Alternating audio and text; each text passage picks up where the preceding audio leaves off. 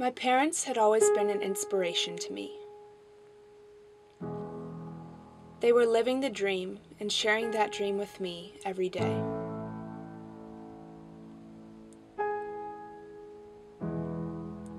I was carefree, creative, and happy.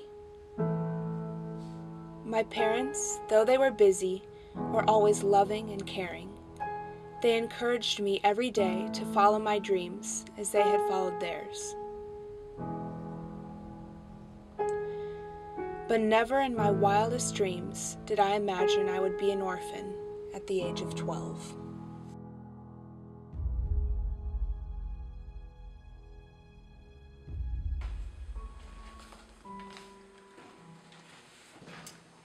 So you're moving in today? Yep. I could help you unpack tonight if you want. Thanks, Jessie, but I think I'll be fine. I'll let you know how it goes tomorrow.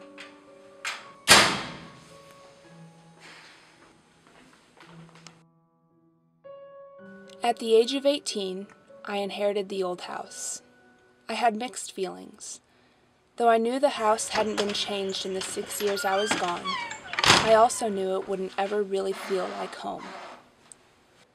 But then again, neither did any of the foster homes. It was empty, eerie, really. This would be the first time I would ever sleep alone in this house. It was going to take some getting used to.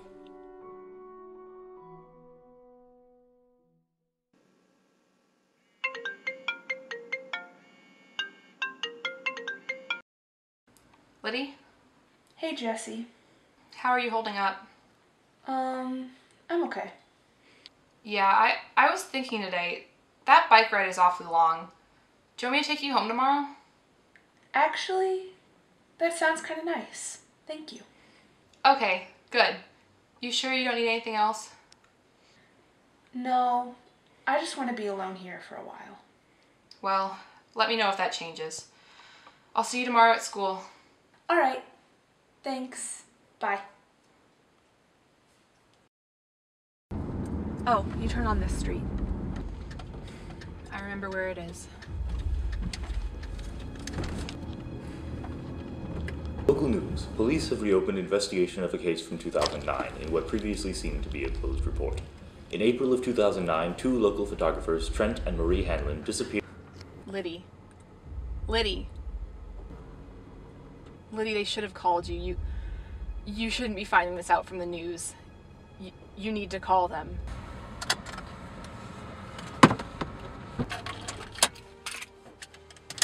Go home, Jessie. Thank you, but I have to do this alone.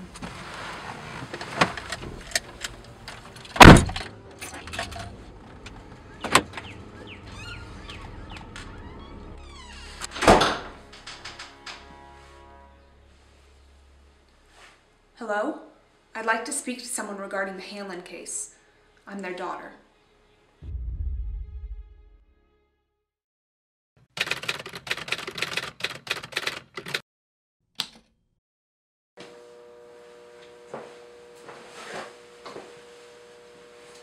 We were planning to get you signed the story for this leak, Lydia. We didn't expect the media to plaster this all over everywhere, especially not so quickly. I'm sorry. But we still want to hear your story from the beginning, if you're willing.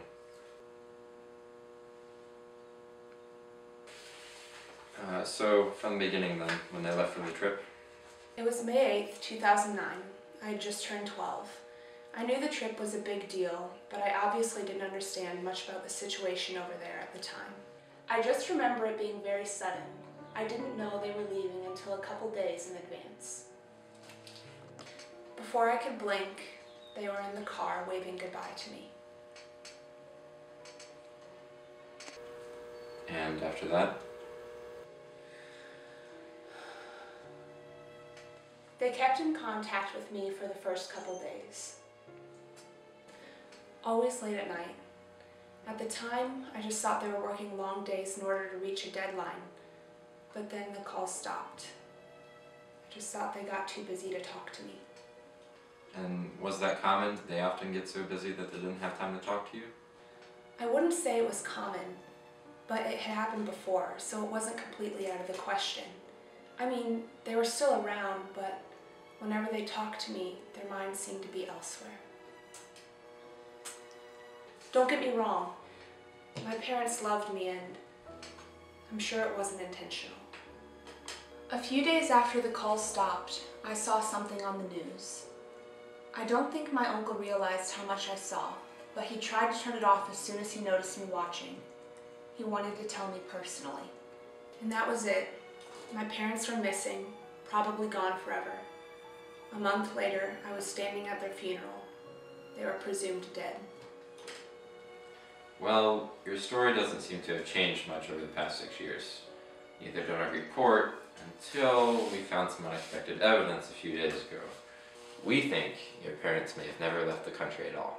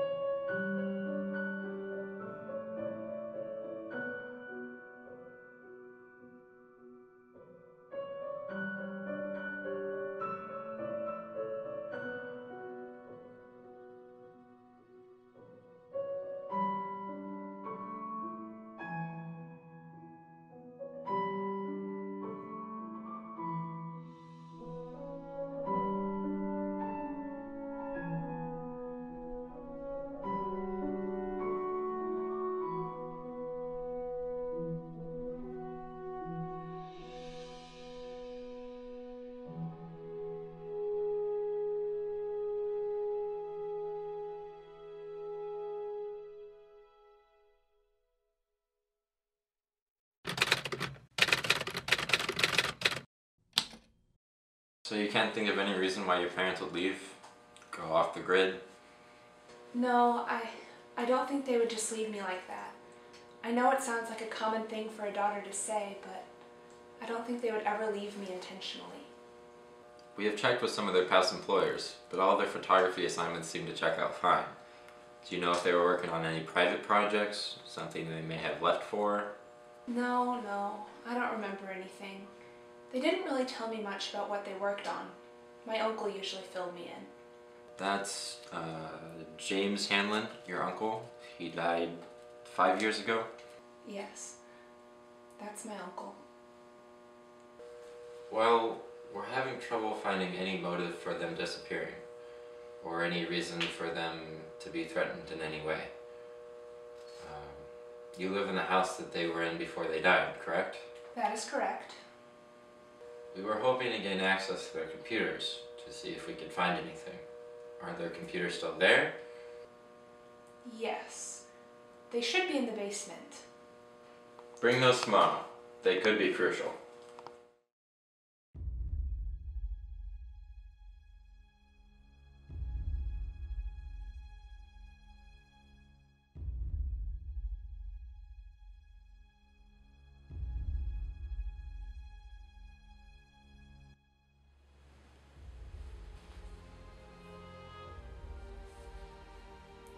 Hi, Officer Branson. This is Lydie Hanlon.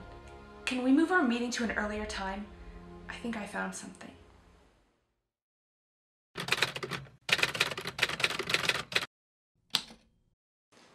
Lydia, this is huge. We can trace these emails, hopefully back to a singular source. Though, by the looks of all these different email addresses, he probably didn't want to be found. All these emails, they just aren't specific in any way. I have no idea what they're talking about in any of them, or if they're even a viable threat. Whatever it is, we need it. This could be our lead, Lydia. After 6 years, any lead, even a small lead, could be absolutely incredible. Wow, Lydie, that's insane. No wonder you didn't come to school yesterday. Yeah, I'm happy it's Saturday because I don't think I'll be able to go back today either. Not until I found out. Well, Lydie, these cases probably take some time. I wouldn't jump to anything until you're sure it's a real lead.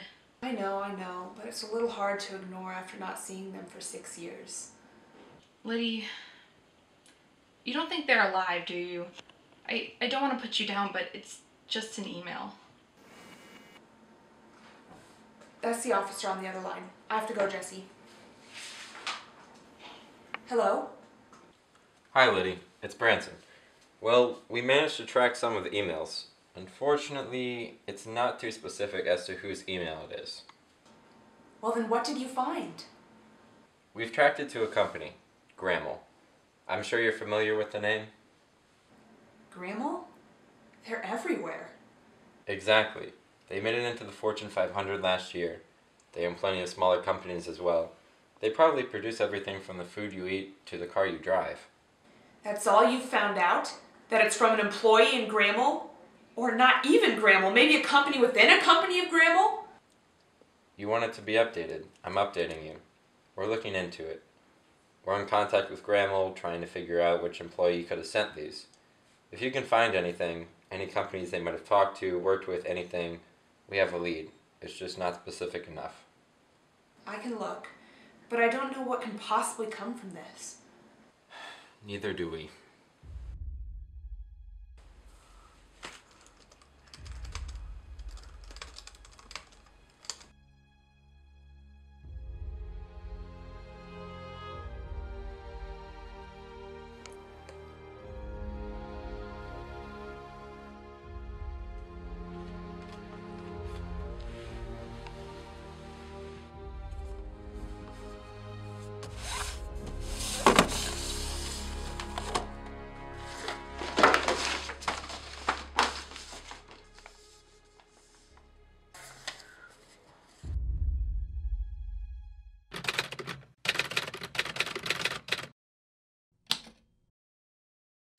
Well, Lydie, I think this is it.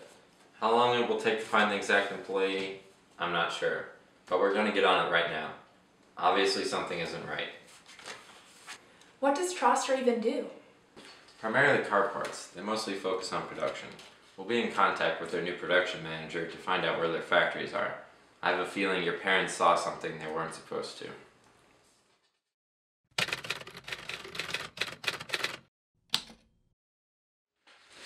What do you make of these?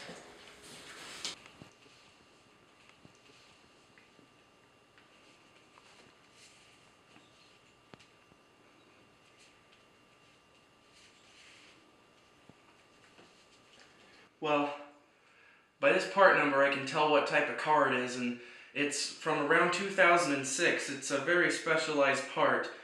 You could probably find a manager for it because Troster's a specialized company. Do you have any idea who we should contact? I'm sorry, I don't know about the employees, I just know about the parts. Well then, if you could just write down all the information you know about these parts, I think that's all we need. Alright, but can I ask again what this is for? I mean, maybe it'd help if I had some context. I'm sorry, Kyle. We have case confidentiality. But I can say that if you help us find the maker of these, some justice that is far overdue will be served. Well, I guess I'm glad to help. I mean, Lydie, it's hardly been a week. This is amazing progress. I know. I just can't help but be impatient. Listen, I know you want to talk about it, but maybe it would just help to get your mind off it for a while. Why don't we go... Hello? It's Officer Branson. I'll be right back. Lydie, it's Branson. I have a small update for you. We haven't been able to do anything with this information yet, but we've tracked down a suspect. Now, don't get too excited, it's just a lead. We brought in a professional to look at your parents' pictures, and we were able to trace a part number. Officer Dawson is on his way back to the station with the suspect now. I'm on my way now.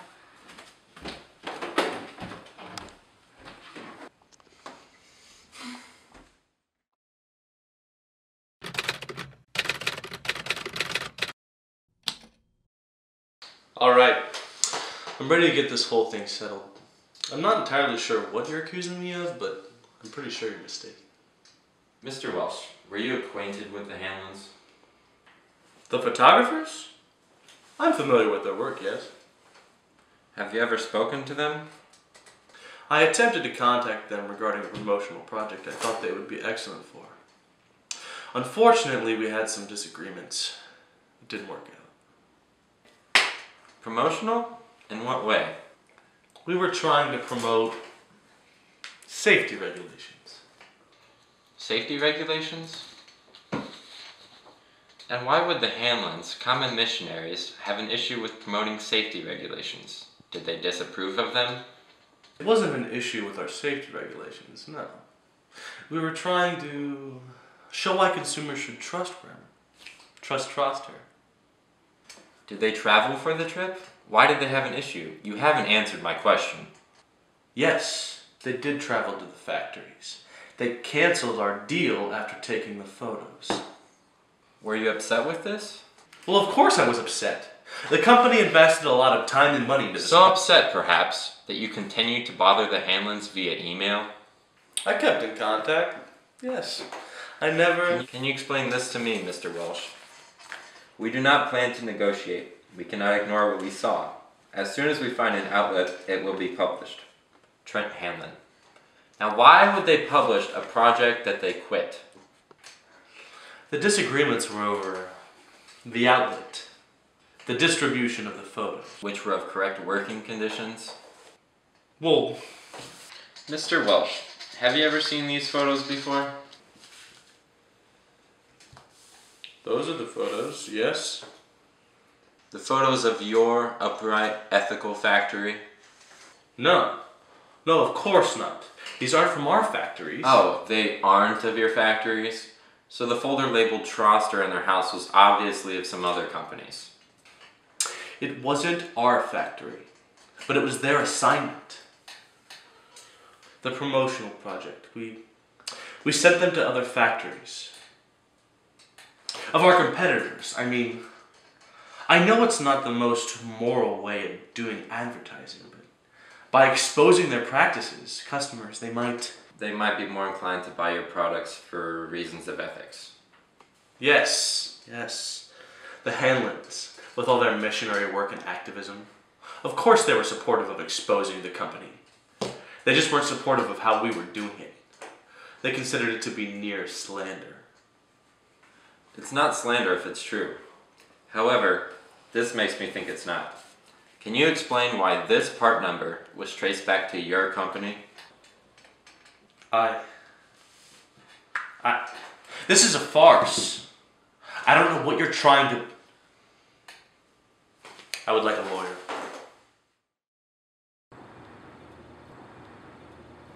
That's it?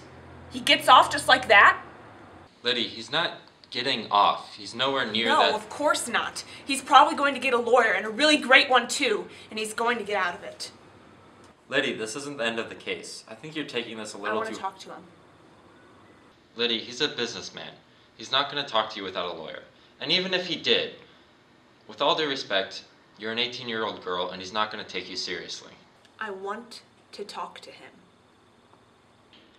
Lydie, I suppose. You have 10 minutes. If things get out of hand, you're out of there, completely. Mr. Welsh, Lydia Hanlon would like to speak to you. Hanlon?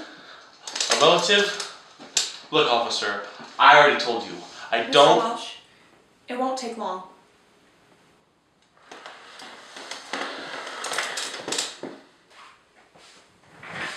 Listen, Lydia Hanlon. I'm their daughter.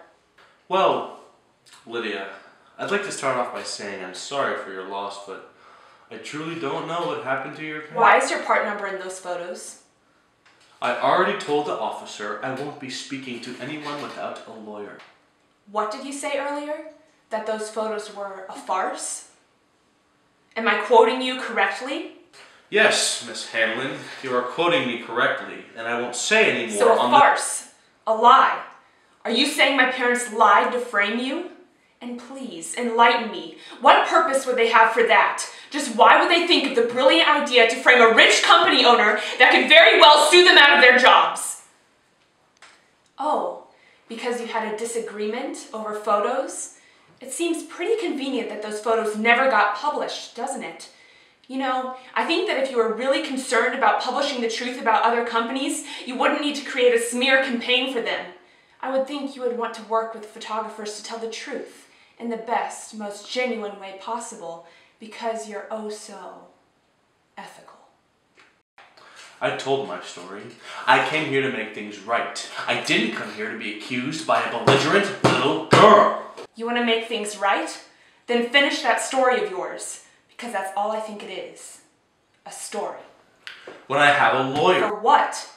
To make sure you lie correctly? Enough! I will not be accused by... Don't even think about calling me a little girl again. Now, please finish your story.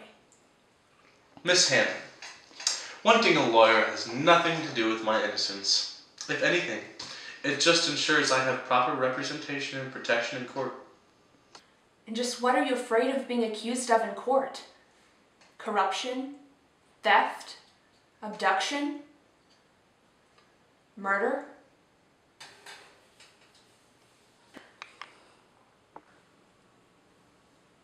Murder. No. I didn't. It wasn't... You murdered them! It wasn't... Say it! Admit it! It was never the plan. I never thought it would come to death. I think that's enough, Liddy. I'll take it from here.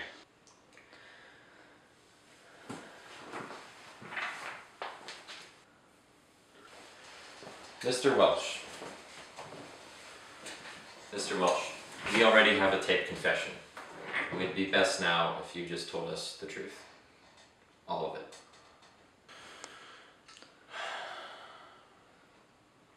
I want to start off by saying I never meant for it to come to this. I wasn't always like this. The photo deal I told you about, that part was true. Mr. Kane, he's been in upper management over at Gremmel. He wanted a campaign to promote our ethics.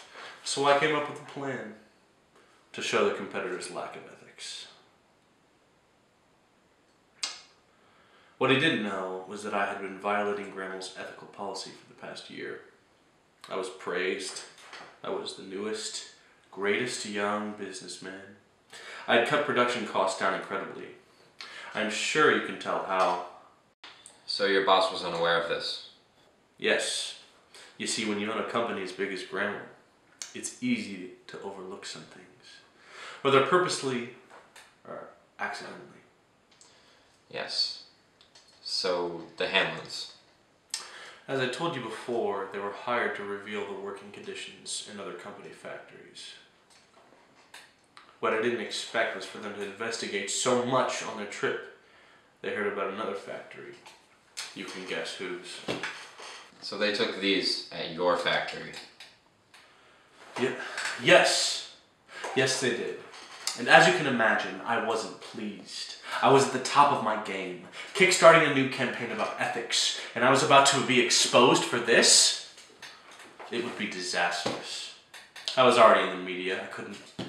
I couldn't just allow these pictures to be published. So you contacted them by email? And phone. I was desperate. I tried negotiations, bribery, threats, everything. It wasn't until I threatened their family, their daughter, that they listened. I staged a trip. I bought the tickets. I even hired a fake employer. They were never supposed to be gone for more than a week. They never left for the trip at all. They left to meet with you. Exactly. I had them stay in one of my vacation homes. They were treated with the best service, but they were unimpressed. We had been going through negotiations for days.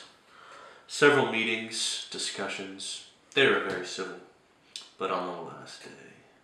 On the last day? They refused. They rejected all of my offers. They were about to leave. I couldn't allow them to leave with the photos. How did they die, Mr. Welsh? Did you kill them? Yes. I did. I never planned to. But I snapped. I lunged for her. I suffocated her. I don't know what came over me. I couldn't let Mr. Hanlon tell, so I... You killed him too. Well, Mr. Welsh, I'll be seeing you in court.